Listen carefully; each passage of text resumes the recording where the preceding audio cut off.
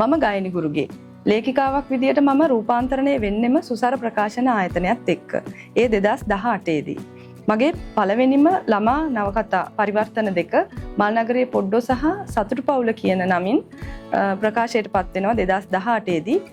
මම ඒ ගැන චුට්ටක් සඳහන් කරන්න කැමතියි. මේ නවකතා දෙක ලියලා මම පරිවර්තනය කරලා මම ටික කාලයක් බලාගෙන ඉන්නවා මට ප්‍රකාශන ආයතනයක් මුණ ගැහෙන කාල. එතකොට මගේ පාසල් සහෝදරී නිරංජලා හේමමාලි වෙදිකාර සහෝදරී තමයි අපේ සුසර ප්‍රකාශන ආයතනයේ අධිපතිතුමා වන කපිල මහත්මයාව මට මුණ ගස්සන්නේ. ඉතින් එතුමාගේ සාධන අනුග්‍රහයෙන් මම මගේ පළවෙනි නවකතා දෙක සුසරත් එක්ක ප්‍රකාශයට පත් කරනවා. මල්නගරයේ පොඩ්ඩෝ සහ සතුටු පවුල කියන නවකතා දෙකම රුසියානු ලේඛක නිකොලායි නොසෝව්ගේ නවකතා දෙකක්. එතකොට නිකොලායි නොසෝව් ගැන කියනවා නම් එතුමා මං හිතන්නේ ළමා මනසේ තියෙන ශුද්‍ර තැන් ඉතාම සූක්ෂමව අකුරු වලට හරවන ලේඛකයෙක්. රුසියානු ලේඛක Yuri ඔලේෂාගේ The Three Fat Men කියන නවකතාව මම පරිවර්තනය කරනවා තරතුන් කට්ටුව කියන නමින් සුසර ප්‍රකාශන ආයතනයත් එක්ක. ඒ නවකතාව ඇත්තටම දැනට අවුරුදු 100කට උඩදී ලියවුණ. ඒ කියන්නේ 1924 දී තමයි යූරි ඔලේෂා මේ නවකතාව ලියන්නේ. ඒත් කාලය බලපාන්නේ නැතුව එදත් අදත් අනාගතයටත් කවදත් බලපාන පරිදි බලය තියෙන මිනිස්සු කොහොමද ධනය අල්ලගන්නෙත් ඒ හරහා මහජනතාව අපහසුතාවයට පත් කරන්නෙත් කියන එක තමයි 1924 දී යූරි ඔලේෂා නවකතාවක් විදියට ලියලා ජනගත කරලා තියෙන්නේ. එතකොට මේ නවකතාව ළමයින්ටත් වැඩිහිටියන්ටත් දෙගොල්ලන්ටම එයාලගේ මානවලින් කියවලා රස විඳින්න පුළුවන් විදියට තමයි ලියලා තියෙන්නේ. කාලය මත බලපාන්නේ නැතුව බලය තියෙන මිනිස්සු කොහොමද ධනය ඒකරාශී කරගන්න උත්සාහවත් වෙන්නේ සහ ඒ හරහා මහජනතාව කොහොමද පීඩනයට ලක් වෙන්නේ කියන පදනම මත ඉඳගෙන තමයි මේ නවකතාව ලියවිලා තියෙන්නේ. ඒක ඊටාම රසවත් ආකාරයෙන්. ඒ කියන්නේ දරුවන්ගේ මානෙන් බලලා රස විඳින්නත් ඒක සුරංගනා කතාවක් විදියටත් වැඩිහිටියන්ට ඒකේ ගැඹුර විශ්ලේෂණය කරගන්න පුළුවන් විදියටත් තමයි ලියවිලා තියෙන්නේ. ඉතින් ඒක මම තරතුන් කට්ටුව කියන නමින් සුසර ප්‍රකාශන ආයතනයත් එක්ක ප්‍රකාශයට පත් කරනවා. කැලෑමල සහ තවත් කතා කියන්නේ මම පරිවර්තනය කරපු තවත් කෙටි කතා සංග්‍රහයක්. ඉන්දියානු ලේඛක ලේඛිකාවෝ කිහිප දෙනෙක්ගේ කෙටි කතා 11ක් ඒ පොතේ අඩංගු වෙනවා. කුෂ්වන්ත් සිං, කිෂෙන්දින් සිං දෝදි, අමෘතා ප්‍රීතම්, ඌෂා මහජන්, ප්‍රභාත් කුමාර් කියන ලේඛක ලේඛිකාවන්ගේ ලස්සන කෙටි කතා කිහිපයක් ඒ පොතේ අන්තර්ගත වෙනවා. සුසර ප්‍රකාශනයක් විදියට තමයි ඒ පොත එළිදැක්වෙන්නේ. මාතංගිනී නවකතාව මම පරිවර්තනය කරන්නේ සුසර ප්‍රකාශන අධිපතිතුමාගේ ඉල්ලීමට.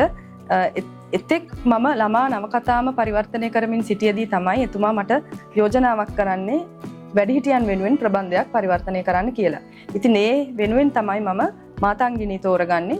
මාතංගිනී ගැන විශේෂයෙන් කියන්න සඳහන් කරන්න අවශ්‍යයි. මාතංගිනී කියන්නේ ඉන්දියානු ලේඛක බන්කිම් චන්ද්‍ර චැටර්ජි කියන ලේඛකයාගේ එක් නවකතාවක්. එතුමා නවකතා බොහොමයක් රචනා කරපු ලේඛකයෙක්. විශේෂත්වය තමයි ඉන්දියානු ලේඛකයෙක් මුලින්ම ඉංග්‍රීසියෙන් රචනා කළ ග්‍රන්ථය විදියට තමයි මේ මාතංගිනී විදියට මම පරිවර්තනය කරපු රාජ් මොහන්ස් වයිෆ් කියන නවකතාව ප්‍රකාශයට පත් වෙන්නේ ඒ 1864 දී. ලයන් හාට් සහෝදරයෝ කියන්නේ මගේ තවත් පරිවර්තන ළමා නවකතාවක්. ඇස්ට්‍රිඩ් ලින්ග්‍රෙන් කියන ස්වීඩන් ජාතික ලේඛිකාව තමයි මේ කෘතිය රචනා කරලා තිබුණේ. සහෝදරයන්ගේ ආදරය, සහෝදරයන්ගේ වියෝව ගැන ඊටාම ගැඹුරින් සහ හදවතට දැනෙන විදියට මේ නවකතාව පුරාම ලියවිලා තියෙනවා. ඒ වගේම බලාපොරොත්තු සහගතව ජීවත් වෙන්න දරුවන්ට උගන්වන ලස්සන නවකතාවක් විදියට මම මේක හඳුන්වලා දෙන්න කැමතියි. කාමරකාරියෝ කියන්නේ මම පරිවර්තනය කරපු තවත් හරිම ලස්සන ළමා නවකතාවක්. උර්සුලා නෝන්ස්ට්‍රොම් කියන ඇමරිකානු ලේඛිකාව ලියපු යගේ පළවෙනි ළමා නවකතාව විදියට තමයි පොත සඳහන් වෙන්නේ.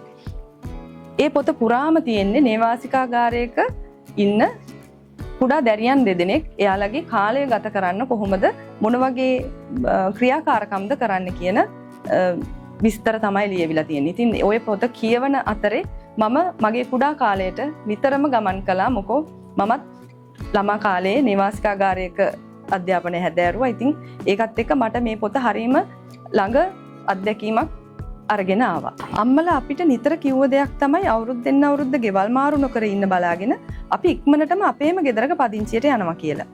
ඒ කියන ගෙදර පයිප් වලින් නිතරම වතුර ආවා. ගේ ඇතුලේ හරියට ටීවී එකේ පෙන්වන ගෙවල් වල වගේ ඇත්තම පඩිපේලි තිබුණා. ඒවා ගෙදරට පිටින් උඩට නගින්න තිබුණේව නෙවෙයි. අපේ ගෙදරට පහළ තට්ටුවකුත් තිබුණා. ඒ විතරක්ද මුළු ගෙදරටම නාන කාමර 3කුත් තිබුණා.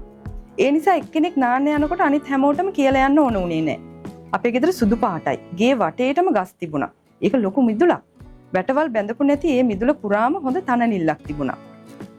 මේ තමයි තාත්තා ලොතරැයියක් ඇදුනාම ගන්නවා කිය කී හිටියේ අපේ ගෙදර. අපි නින්දට යද්දි කියන කතන්දරවල අම්මා කියපු හීන ගෙදර. ඒත් අඹපාරේ ගෙදර ඒ අපි හීනම උපජාති එකක් නන් නෙවෙයි. මේ කිව්වේ මම පරිවර්තනය කරපු අඹපාරේ ගෙදර කියන නවකතාවේ කොටසක්.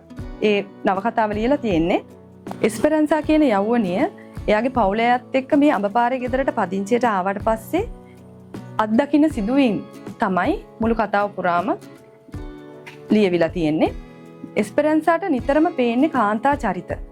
ඒ කාන්තාවන්ගේ ජීවිත ගත කරන පිළිවෙල සහ ඒ ජීවිත සමාජයත් එක්ක ගනුදෙනු කරන පිළිවෙල, සමාජය ඒ කාන්තාවන් එක්ක ගනුදෙනු කරන පිළිවෙල, අන්න ඒ වගේ සියුම් තැන්වලින් එස්පෙරන්සා එයාගේ ජීවිතය ගැන විමර්ශනය කරන්න පටන් ගන්නවා. එයාගේ අනාගතය කොහොමද සමාජගත කරන්න කියන එක ගැන තමයි සියුම්ව එස්පෙරන්සා කතා කරන්නේ මේ මුළු කතාව පුරාම. ඉතින් මෙතෙක් මගේ ලේඛන ගමනේදී මගෙත් එක්කම හිටපු සුසර ප්‍රකාශන ආයතනයේ අධිපතිතුමන්ලා දෙපළටත් සියලුම කාර්ය මණ්ඩලයටත් මගේ තාම කෘතඥතාවය මේ අවස්ථාවේදී පළ කරන්න කැමතියි. සහ මින් ඉදිරියටත් මගේ තවත් කෘතිත් එක්ක සුසර ආයතනය හරහා පාඨක ඔබ එක්ක සම්බන්ධ වෙන්න මම බලාපොරොත්තු වෙමින් ඉන්නවා. බොහොම ස්තුතියි.